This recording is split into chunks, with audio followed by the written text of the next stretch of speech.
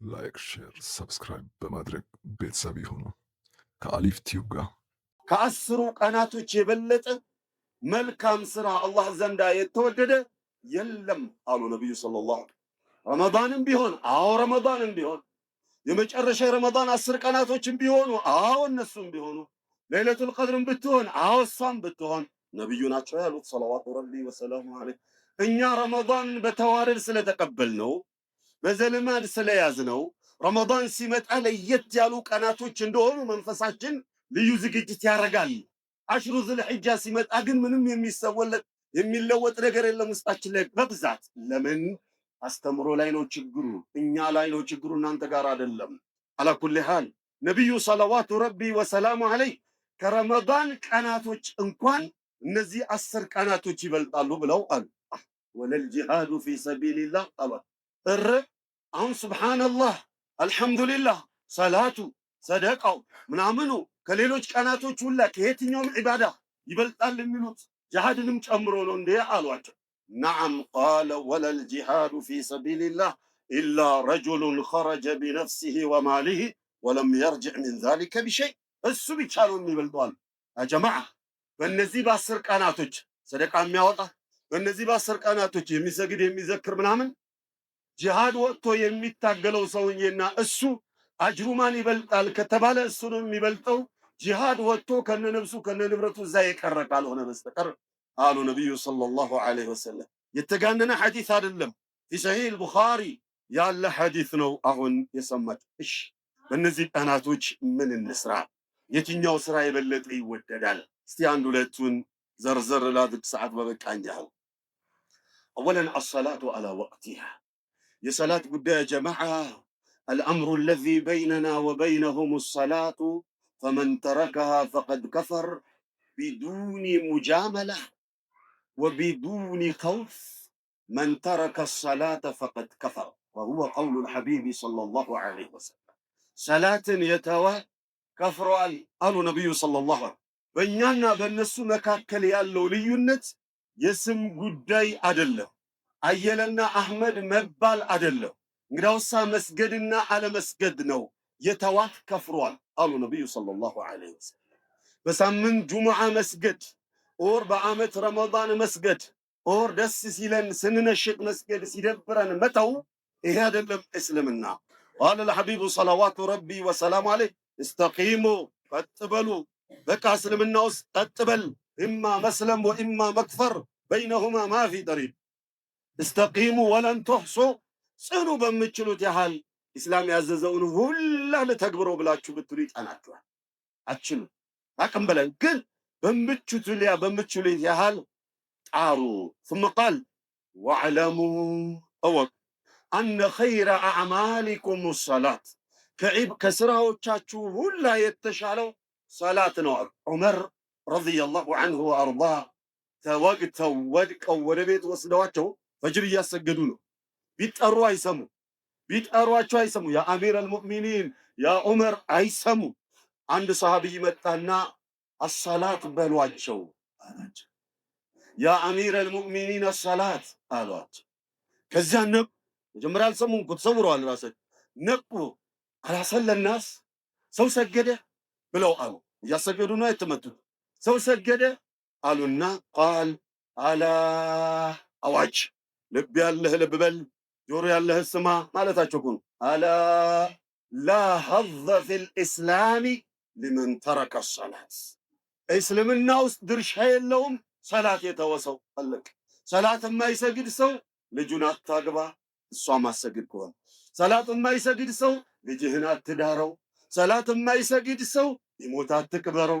ሰላት የማይሰግድ ሰው ጀናዛው ላይ አይሰግድ። ሰላት የማይሰግድ ሰው ጀናዛው አይታጠብ። ሰላት የማይሰግድ ሰው ቢታመም አይጠየቅ። 8 የሙስሊም ሐቅ ሰላት ለማይሰግድ ሰው የለው። ሀብታም ሆነ ድሃ ሆነ ባለስልጣን ሆነ ብሎ ሰው ሆነ አይደለም። ሰላት የማይሰግድ ሰው ይሄ ድርሻ የለው።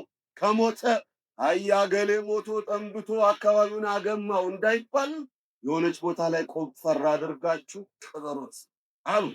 هذا هو ثانيا صيام ዘጠኙንም ቀን ከተቻለ መጾም፣ ካልተቻለ የተቻለውን ያህል መጾም። በተለይ የዘጠነኛውን ቀን ጉዳይ ዋኒ ነቢዩ ሰለዋቱ ረቢ ወሰላሙ ዐለይሂ ጥቅል በሆነ አማርኛ የትኛውም ስራ አላህ ዘንዳ የተወደደ ነው በዚህ ቀናቶች ናቸው። ከስራዎች ደግሞ አላህ ዘንዳ የተወደደ ስራ ጾም ነው። አሰውሙ ሊ ወአና አጅዚ ቢሂ ያለው ስለወደደው ነው። ኢዘን ጾም ልዩ ዒባዳ ነው፣ የተወደደ ዒባዳ ነው፣ የሚጠናም ዒባዳ ነው። በተለይ የኢማን ክፍተት ላለበት የሚጠና ዒባዳ ነው። ተያይዞ ደግሞ ሱስ ስላለበት እጅግ ከባዱ ዒባዳ ጾም ነው። ሱስ እንደው አላህ ያጥፋትና ኢዘን እነዚህን 10 ቀናቶች በተቻለ ካልተቻለ ደግሞ የምንችለውን ያህል ዘጠነኛው ግን ሊያመልጠን አይገባም። እንደው ፈርድ ነው ባይባል እንኳን በጣም አጠንክረውታል፣ አጓጊ በሆነ መልኩ ገልጸውታልና ዘጠነኛውን ቀን የሆነ ስፔሻል ኬዝ ኖሮ ካልከለከለን በስተቀር ሁሉን ትተን እርግፍ አድርገን ዘጠነኛውን ቀን ሁሉም ሊጾሙ ይገባል። ወደስ ሊማ لأن النبي صلى الله عليه وسلم قال صيام يوم عرفة يا عرفة إلت صوم أحتسب على الله أن يكفر السنة التي قبله والسنة التي بعده. يا جماعة يا عرفة كان صوم يولت عمت وانجل يا الرق فربية كبيتاي تصفار قال لون قبس وجاجوش لبيك بلو هيدوا ወንጀላቸው ተምሮ ይመለሳሉ። እኔና እናንተ ደግሞ ስላልተጠራን ቀርተናል። የበይ ተመልካች እንዳንሆን ከነሱ ጋር አጅር እንድንጋራ አላሁ ረቡል ዒዘቲ ወልጀላል እነሱን አረፋ ሜዳ ላይ ቁሙ ግን እንዳትጾሙ ብሎ ከለከለ። እኛን ደግሞ አረፋ ሜዳ አልተጠራችሁም በተራ ነውና ጉዳዩ ግን ጹሙ ብሎ አዘዘ ነብዩ ሰለዋት። እነሱ መጾም አይችሉም፣ እኛ ደግሞ መቆም አልቻልንም። ስለዚህ ጾመን እነሱ ቆመው የሚያገኙትን አጅር እንድሻረካለን፣ ወርቃማ ድል እንዳያመልጠን። ሌላ ጀማዓ እንደው ዛሬ ትኩረት ላደርግ የፈለኩት ሰደቃ ላይ። ይህ ቀን በሚመጣበት ጊዜ ረመዳን ሲመጣ ዘካ የሚሰጠውም ዘካ ላይ፣ ሰደቃ የሚያወጣውም ሰደቃ ላይ በቃ ይጎለብታል፣ ይጀግናል አይደል? እጅ ይዘረጋጋል። በእነዚህ ቀናቶች ግን ለየት ያለ ነገር አናይ። ለምን ከተባለ ምክንያቱ ሁለት ነው። አንደኛ ከልካይ የነበረው ሰይጣን ረመዳን ላይ ይታሰራል፣ በእነዚህ ቀናቶች አይታሰርም። ታገለው ነው የተባለው። ታግለህ ጣለው ወይ ጣለ የራስ ጉዳይ ነው ብሎ ለቆታል አላህ። ኢዘን አንድ ይሄ ነው፣ ይከለክላል፣ ድህነትን እያሳየ ይከለክላል። ሁለተኛ በዳዕዋው ላይ ቅድም እንዳልኳችሁ የነዚህን ቀናቶች ደረጃ አልቀን መንገሩ ላይ ክፍተት አለ። ያው ዳዕዋችን እንደምታውቁት አይደል? ያው ስለዚህ ክፍተት አለ፣ በሚገባ መልኩ አልገለጽነው። ለማንኛውም እኽዋን በእነዚህ 10 ቀናቶች ውስጥ በተለይ በዘጠነኛው ቀን የዱዓ ቀን ስለሆነ ሰደቃ ደግሞ ዱዓ ደግሞ ሰደቃ ሲቀድመው ያ ሰላም ሙስተጃብ ነው። አቢሉ አምዋጀል በላኢ ቢሰደቃ አጥፊኡ ናረ ጀሃነመ ቢሰደቃ አደል? አጥፊኡ ገደበ ረቢ ቢሰደቃ። ብዙ ነው በሰደቃ ዙሪያ የመጣው። ኢዘን እኽዋኒ ሐጃ ያለበት ሰው ወይም ሐጃ የሌለበት የለም፣ ደረጃው ይለያያል። ሐጃ ያለበት ሰው የዚያን ዕለታ ሐጅ ሰደቃ በማውጣት ምስኪኖችን በማፋለል ወፊ አምዋሊሂም ሐቁን ሊሳኢሊ ወልመሕሩም አለኩ ሀብታሞችን ሲገልጣቸው ወዳጆች ዘካ ከማውጣታቸው ባለፈ ከንብረታቸው ደግሞ ለየት አድርገው ያስቀመጡት አላቸው።